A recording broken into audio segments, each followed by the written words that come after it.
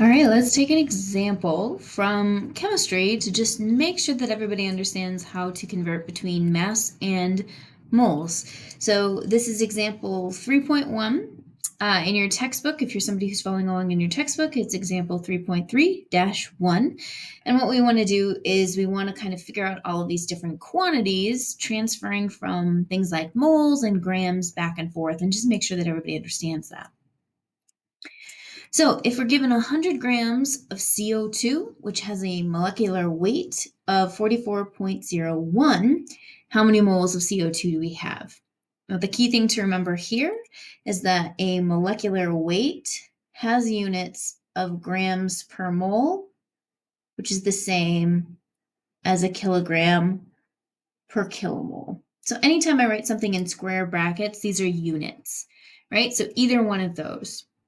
So the first one's relatively straightforward. If we want to go from 100 grams of something to moles, we use the molecular weight because a molecular weight is a gram per mole.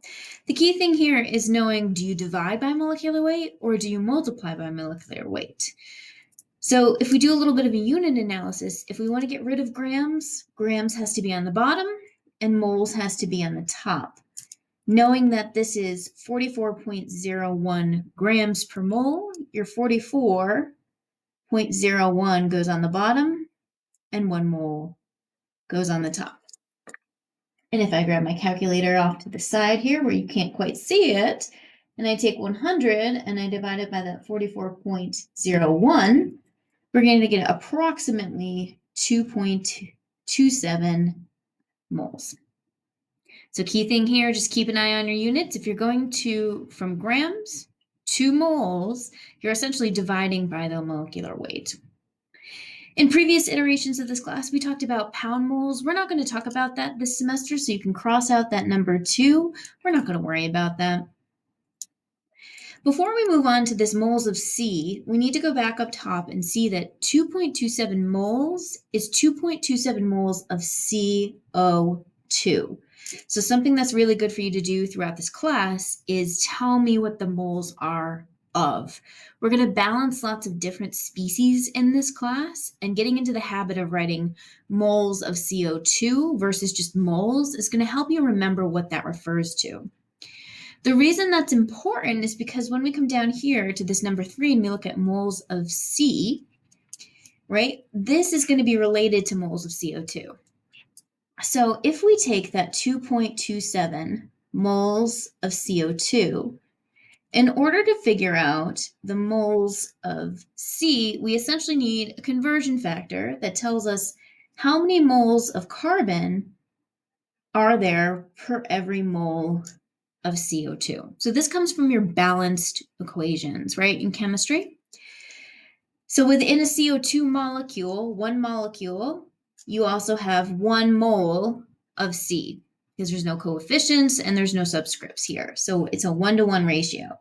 So in this case, you have 2.27 moles of C as well as 2.27 moles of CO2. So just keep this in mind as you're going through. We want to really watch what we have moles of. Same process is going to apply if we look at moles of O. So let's take our 2.27 moles of CO2. Basically, we want to know how many moles of oxygen do we have for CO2. So if we have 1 mole of CO2, there's 2 oxygen molecules there, right? So that's a 2 up on top. So if we take 2.27 and multiply it by 2, we're going to get 4.54 moles of O in that system. Hopefully that's making sense. Again, if it's starting to get a little bit confusing, take a second, pause the video, and then come back to it. Let's finish out this problem.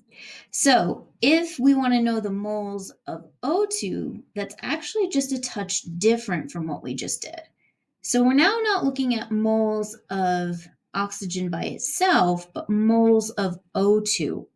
So in every CO2, there's 1 O2 molecule. Let me draw my line so it's a little less confusing. There we go. So that's a 1-to-1 ratio. So we would have 2.27 moles of O2. So subscripts do matter, right? Keep that in mind. All right, now we know all the moles in the system. Let's try and figure out how many grams of O we're going to have in the system. Well, if we know that we have 4.54 moles of O, and we want to get to grams, that means we have to multiply by something in grams per mole to get something in terms of grams of O.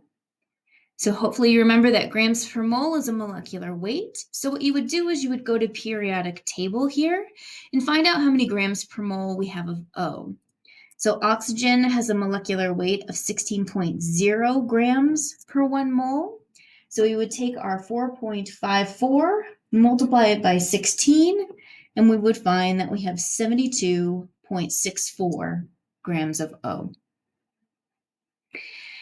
Same idea for this last problem, and there's two ways that you could do it.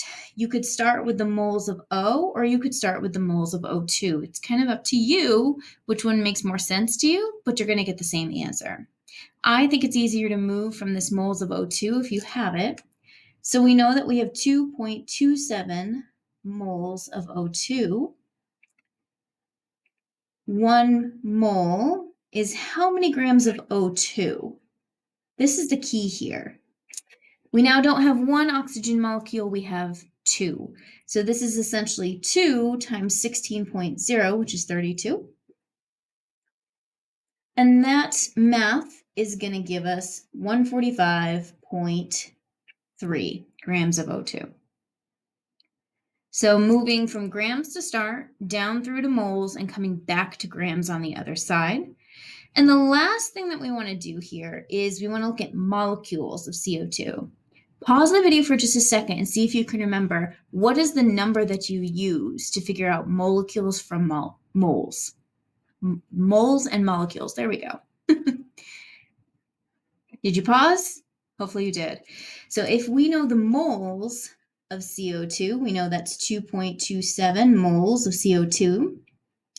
We use what's called Avogadro's number. Avogadro's number tells you the number of molecules in 1 mole. So the number of molecules in 1 mole is 6.02 times 10 to the 23rd. So I'm going to have to get out of a little bit better calculator than I have right now, but if we multiply 2.27 times 6.02 to the 23rd, we are going to get approximately 1.4 times 10 to the 24th molecules in that species. All right? So this is a really good example, and we're going to do a very similar problem in class of how you move from molecular weight to things like grams and things like moles and things like molecules.